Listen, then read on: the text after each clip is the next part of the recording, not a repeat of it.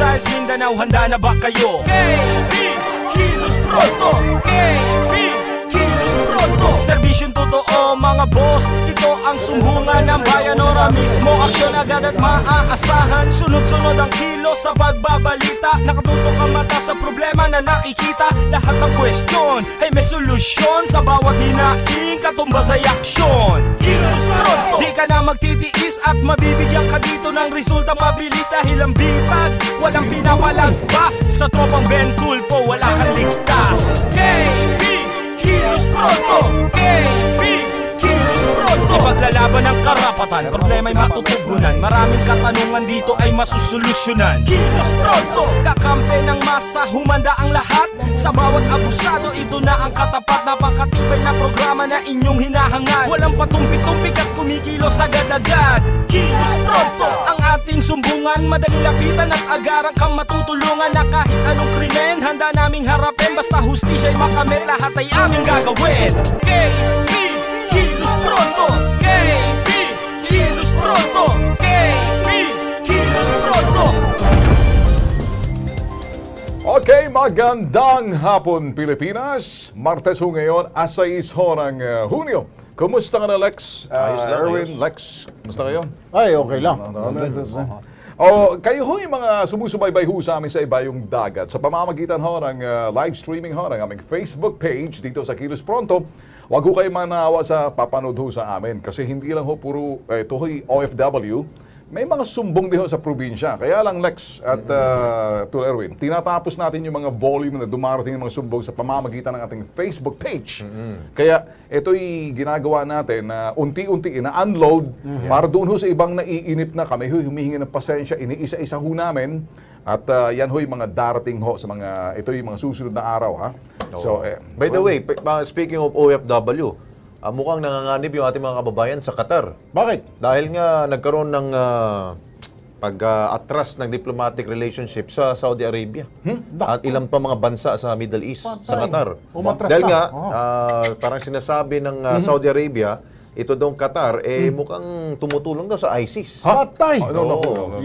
Mayroon tayong 50,000 OFW sa Qatar. Pero sabi ng DFA, relax lang kayo dyan. Aayusin daw yan ang ating kailangan may paliwanag ng Saudi yan.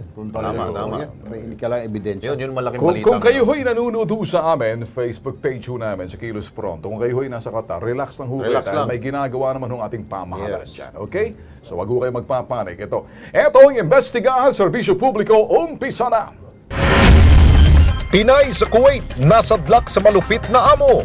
Sahod iniipit para hindi makatakas ang OFW. Alamin sa Kilos Pronto.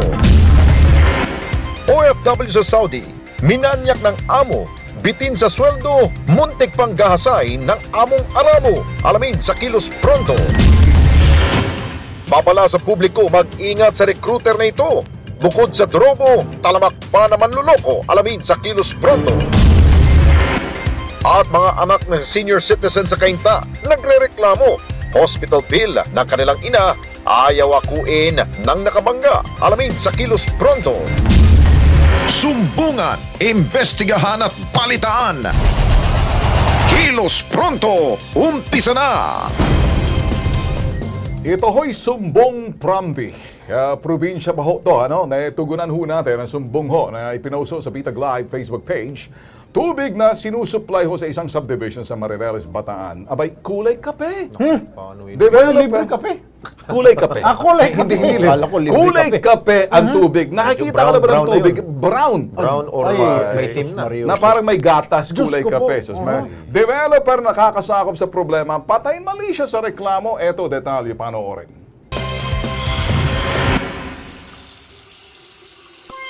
Animoy kape. Ganitong kulay ng tubig na tumutulo mula sa gripo ng mga bahay sa buong subdivision ng Kamaya Hills sa barangay Kamaya, Bayan ng Mariveles, Bataan. Isang taon na raw itong pasakit sa mga residente. Yung tubig po sa amin, kulay kape po yung lumalabas dun sa may gripo namin. Sobrang dumi po kasi yung tubig, ang sinasupply sa amin ng developer namin galing po sa sibol sa bundok. Nailapit na po namin ito sa munisipyo. Nakatatlong pagdinig na rin po ito sa Sangguniang Bayan. Wala silang naibigay na resolution sa amin kung paano po kami mabibigyan ng tubig. Sobrang hirap po kasi po yung pag-iigib na lang po sa labas ng subdivision. Siyempre, medyo mabigat po yung ng tubig noon. Tapos, isa-isa ka po pong dadalhin namin sa aming bahay. Ang supplier ng tubig ay ang mismong land developer na naturang subdivision, ang MPP, Property Management and Development. Sa sobrang dumi raw ng tubig, ni hindi na nga mainom, hindi na rin ito magamit pang hugas sa mga gamit sa bahay, panligo at panlaba. No choice sa mga residente kundi mag-igib ng tubig sa labas ng subdivision. Ang masaklap, tila wala raw pakialam ang lokal na pamahalaan sa problema ng mga residente. Okay, diretso natin tanungin itong concerned citizen, si Maureen Capisno, mula sa Kamaya Hills Subdivision, Mariveles, Bataan. Kumusta ka na dyan, Maureen? Maureen, medyo lakasan lang konti, Maureen, ano? Ito ba yung, gaano katagal na hutong tubig na sinasabi niyo kulay kape? Nakita na nga namin, parang 3-in-1 nga ang dating eh. Actually, 1 year na po. 1 year na? 1 year na? Ay, nakita mo. Kaya pala gumagamit kayo ng mga para filter na kahit na Jesus Mario Joseph. Ito ba'y nakaabot na sa lokal na pamahalaan? Tanong ko muna sa inyo, diyan sa munisipyo. Nakaabot na ba ito sa lokal na pamahalaan? Opo. Actually, nakailang series of meetings na rin po kami with the local government last year, mga last quarter of year 2016 po. Nagkaroon na rin po ng pag-uusap, but then wala rin pong nangyari. Hanggang nga po, umabot po kami ngayon sa inyo sa paghingi ng tulong kasi kung mayroon po nangyari positive result, sana hindi na po kami umabot sa punto. Maureen, medyo mahina ang boses mo, ano? Tsaka medyo, I'm sure na nasa ano. Sa akin lang, Maureen, sabi mo 1 taon na. Kayo ba'y binisita man lang ng lokal na pamahalaan sa lugar ninyo dyan, pinakamalapit na lokal na pamahalaan? Ito ba'y nakaabot, ano ba ito, naka-blatter ba ito sa barangay ninyo dyan? At yan sa lokal na pamahalaan mismo, sino yung mayor nyo dyan?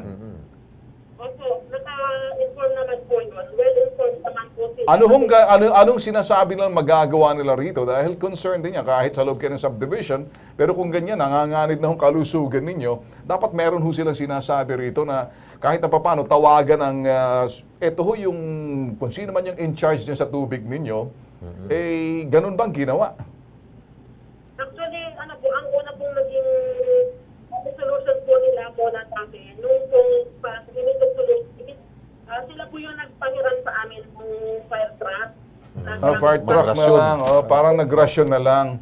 Pero parang nag-ration na lang sila, yun ang ginawa, parang public service na lang ginawa sa inyo. May tatanong ka ba, Tulwin? Maureen, si Erwin Tulfo ito, ma'am. Hindi kaya, ma'am, ito kaya apektado yung inyong tubig dahil sa patuloy na ginagawa yung mga kalsada ninyo dyan at nakatiwangwang lang? Yung mga linya ng tubig naka-expose sa mga putikan dyan, Maureen?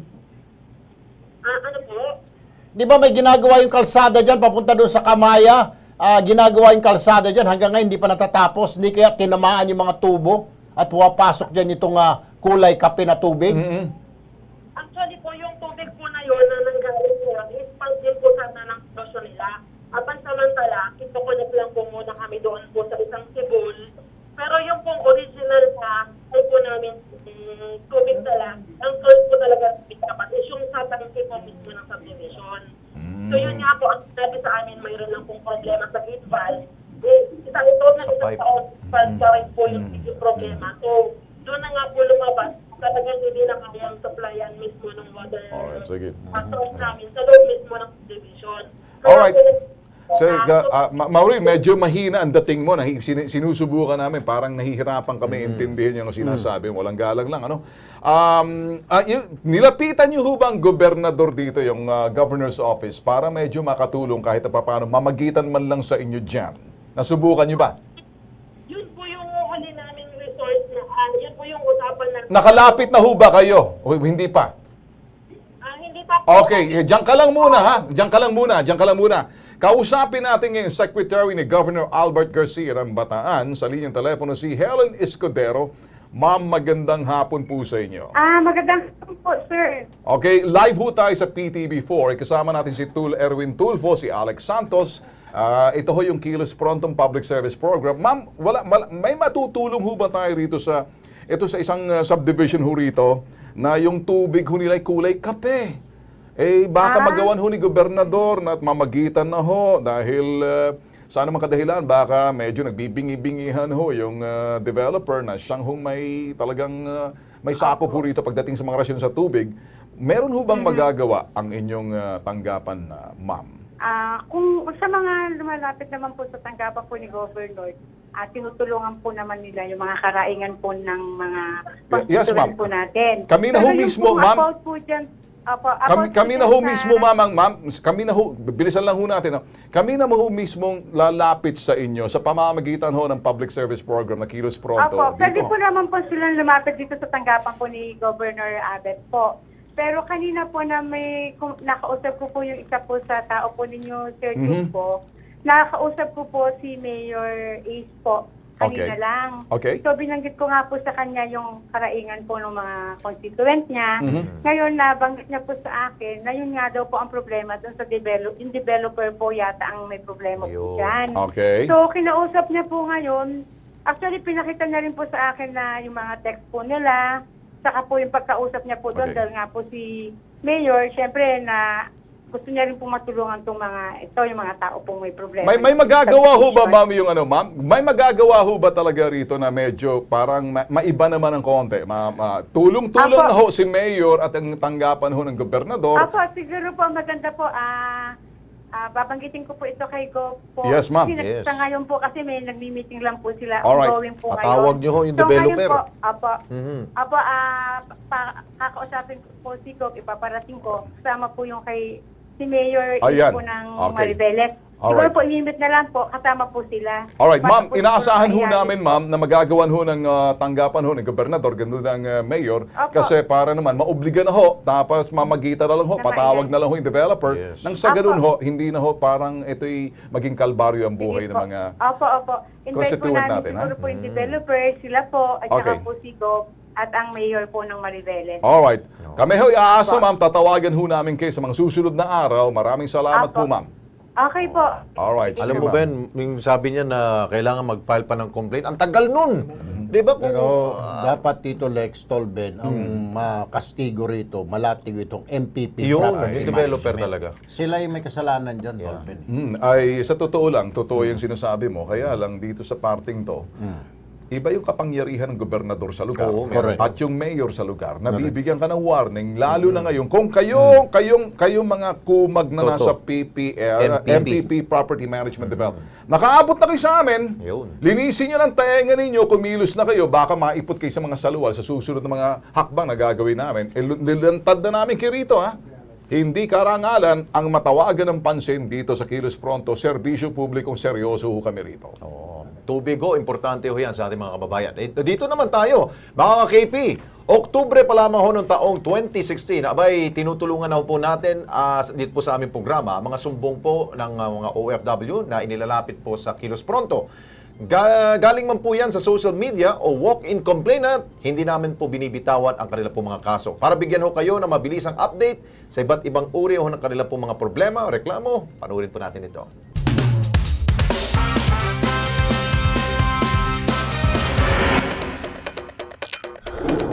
Sa 8 buwang pagtutok ng Kilos Pronto sa mga sumbong na nangangailangan ng agarang aksyon, karamihan sa kanila, mga kababayan nating nakipagsapalaran sa ibang bansa. Mga overseas Philippine workers na naging biktima ng iba't ibang klase ng pang-aabuso. Hirap po ako, Kabila. Hindi mo ako talaga makainda dahil pinaganitin na naman ako. At sa tulong ng KP, ang bawat tinaing ng ating mga kababayan, mabilis na natugunan ora mismo. So, okay ma'am, ngayon pa lang, pagkababaho ng telepono, detalye ho na mga kinakailangan nyo para ma-identify ho kung saan ma-locate. At yung una ho siguro muna si Michelle para magawan ho ng paraan. Okay po, yes po. Sa pagpasok ng taong 2017, Kilos Pronto pa rin ang naging takbuhan ng mga naapi at inabusong mga kababayan. Base sa aming talaan, mula October 2016 hanggang Hunyo ng kasalukuyang taon, meron ng 80 kaso ng mga OFW ang hinawakan ng Kilos Pronto. 18 sa kanila nakauwi na ng bansa. Hanggat may mga kaso ng pang-aabuso sa mga OFW, nasa manglupalop ng mundo, handang tumulong ang Kilos Pronto. Kasama niyo kami sa pagkikibaka hanggang sa pagtupad ng mga pangarap ninyo para sa inyong pamilya.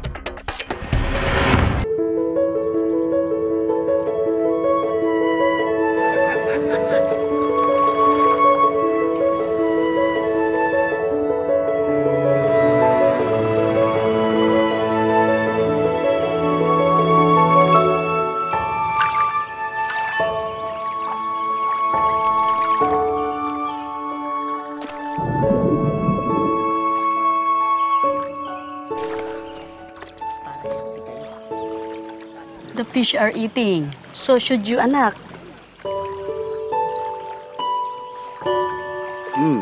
Thank you. You're welcome, anak. What does anak mean? It means my child.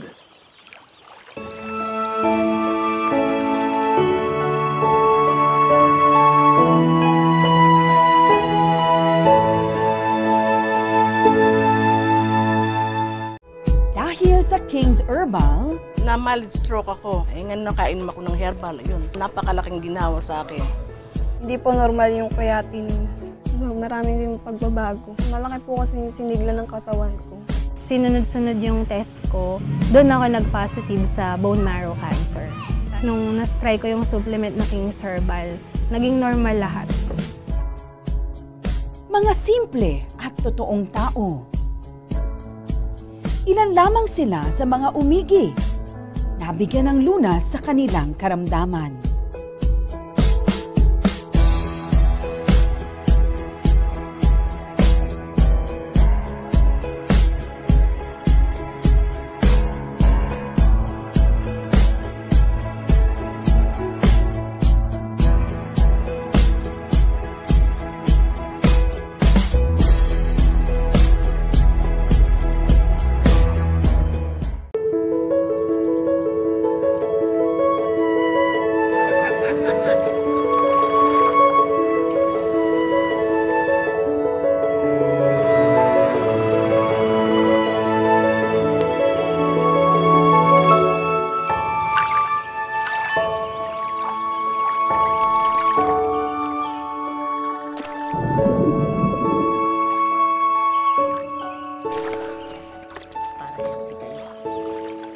The fish are eating. So should you, anak.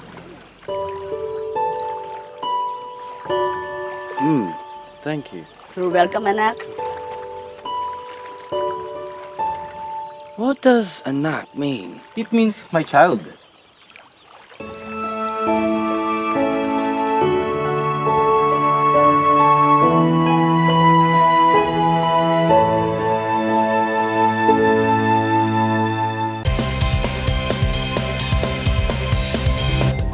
Well, mga kapatid, dire-diretso na ho tayo. Nagbabalik po ang Kilos Pronto. Public service ho ulit tayo. Kasama natin ngayon live sa studio si Miss Josephine Tobia, ang head po ng Advocacy and Social Marketing Division ng OWA, para tulungan tayo sa pagtugon sa mga sumbong OFW. Magandang hapon, Miss Josephine. Welcome sa Kilos Pronto. Yeah, good afternoon sa inyo. Ma'am, hindi na kami papaligoy-ligoy pa dahil, nako, Diyos ko po, umpisahan na natin dito. Pinay OFW kinalakal sa iba't ibang amo. No? Diyos ko po. Mula Kuwait, ibinenta siya ng unang employer sa ibang employer na nakadestino naman sa Saudi Arabia. Makalipas ang ilang buwan, muli na naman siya ibinenta sa ibang amo pagbalik na naman ng Kuwait. Ano ba yan? Pinagpasa-pasa ng mga hinayupak na ito. Lalo pa siyang minalas dahil sinasaktan pa siya ngayon na kasalukuyang amo. Kawawa. Hindi na rin pinapasahod para hindi raw siya makatakas. Narito po ang panawagan ng OFW na si Alma Imbangan. Mga agency ko po, sir. Wala rin pong pakialam sa akin kasi sabi lang po tuwing magre-report ako, sabi lang po takas ako ng takas. Gusto ko na pong umuwi. Ayaw ko na po. Kasi mahirap po dito sa middle. Ayaw ko na po talagang bumalik dito. Pero marami po nag-advise din sa akin, wag po daw ako magtatakas kasi pag mangyari na magtakas ako, baka po daw kakasuhan ako ng amo ko, mas malala yung problema ko. Bueno, nasa linya ng aming telepono ngayon ang kapatid ni Alma na si Maribel Nogan. Kasama natin yun. Oo. Live. Maribel, magandang hapon sa'yo. Magandang hapon po, sir. Itong kapatid mo, okay, nagsumbong sa'yo. Opo. Itong kanyang sumbong, ipinarating mo ba sa agency? Yung una po, hindi po. Nung matagal-tagal na po, nung sinasaktan na po Kailan siya yung pinaka-last na yun na pumunta sa agency at in-inform sila? Kailan? Yung kapatid ko po na isa, pumunta po sa agency. Tapos hindi po humarap yung agency. Yung secretary lang po niya ang pumunta. Sabi, i-ano na lang po daw sa Facebook kung ano pa daw yung... Kailan ho ito?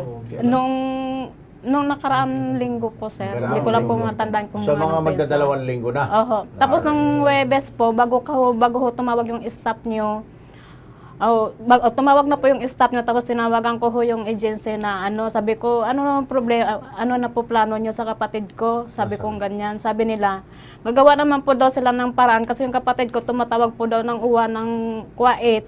Tapos ang ginagawa ng uwa ng Kuwait, tinatawagan yung agency niya sa Kuwait.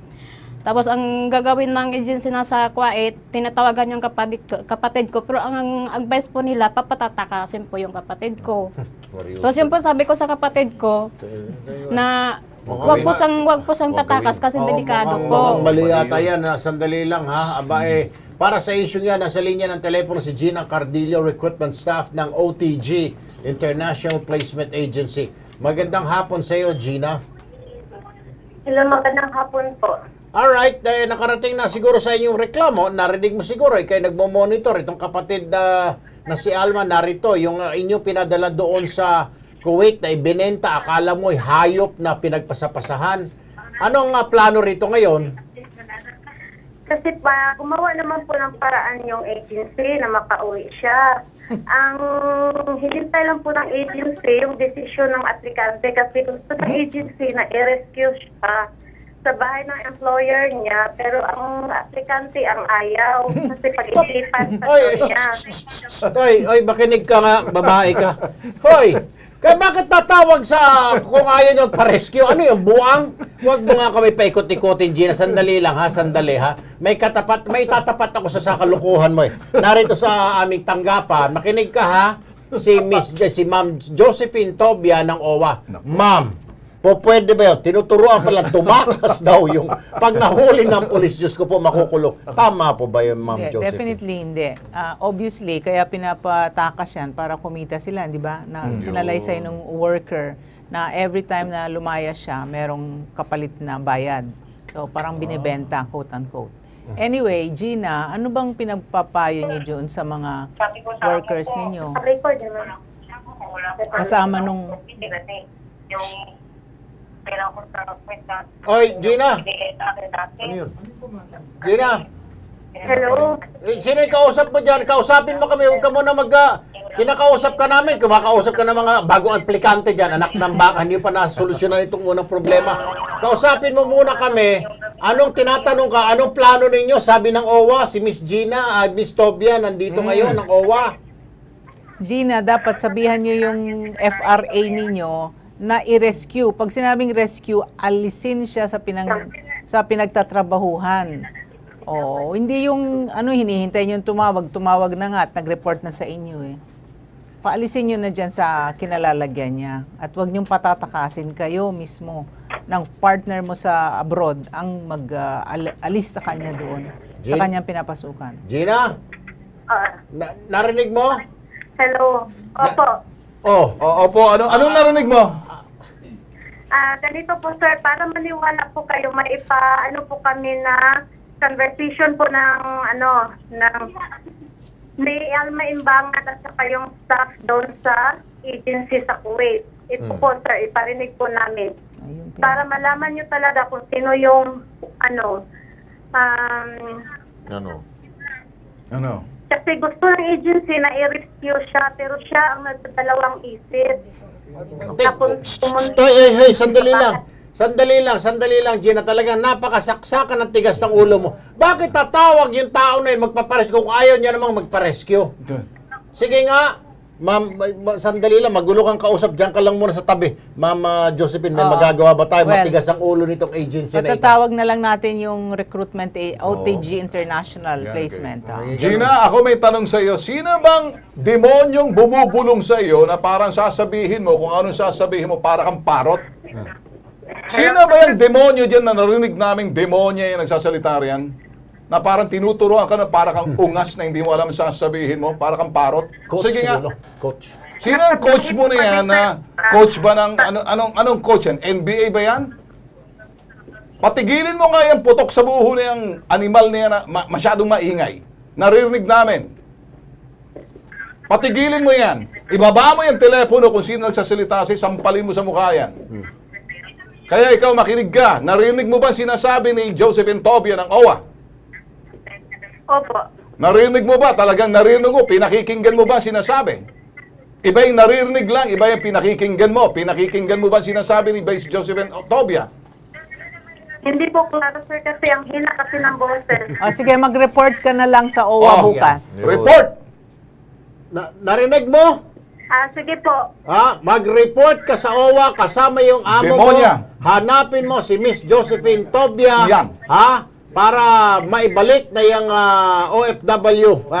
Yung sinasabi mong ayaw, kalukuhan yan, inuuto-uto ka ng FRA ninyo ron. Sino buang na ayaw magpa-rescue at tatawag, rescue nyo ako? Kulang ka rin sa kukote, Ay, tumahimik ka na muna dyan, ma'am. At Ma'am Josephine, kayo na hong bahala. Yes, oo. Mag-report na lang bukas. Kasi ito na po yung OWA bukas na bukas, ha? Kasi kahapon o kagabi po, sir, nang-chat po yung kapatid ko na sinuntok po siya ng amo na sabay tulak po. Tapos sinyat ko po yung agency niya dito sa Pilipinas. Ma'am, ano pong gagawin nyo kay Alma? Kasi kagabi sabi ko, sinuntok siya ng amo niya, tapos sabay tulak. Tapos sabi niya, sige, gagawaan namin ng paraan, papakuha ko na yun si Alma doon. Sabing ganon.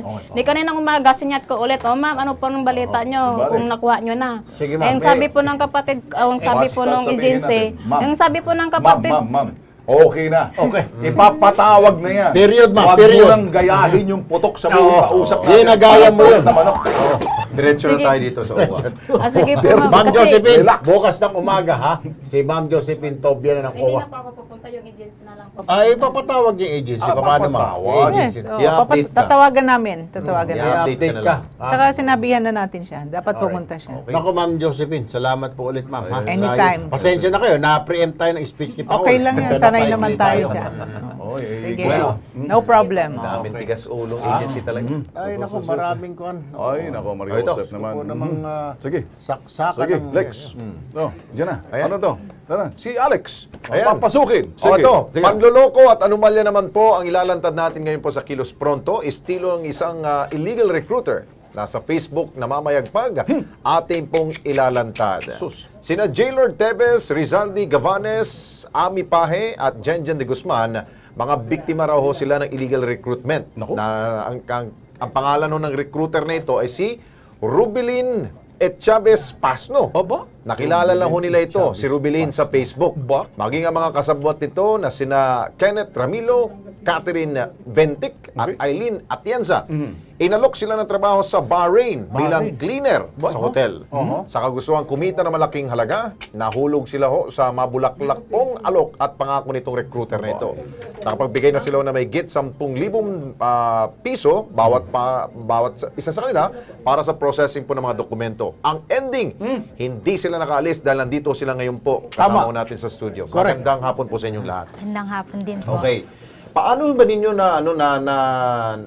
natunton ito sa Facebook at itong nagpapakilala sa inyong recruiter? Si Catherine Gaspi po, sir. Kaibigan po siya ng kapatid ko. Nag-post po siya na urgent hiring po ng cleaner sa Bahrain. Kaya tinanong po siya ng kapatid ko na, sis, pwede ba dyan yung kapatid ko? Sabi niya, okay, sige, papasahin mo ng resume. So, nagpasa po kami sa kanya. Tapos nasabi po niya, okay naman, ipapasa mo yung photocopy ng passport, tapos yung ibang requirements na hinihingi pa nila. So, nagpasa naman po kami. Tapos, kami po unang dalawa.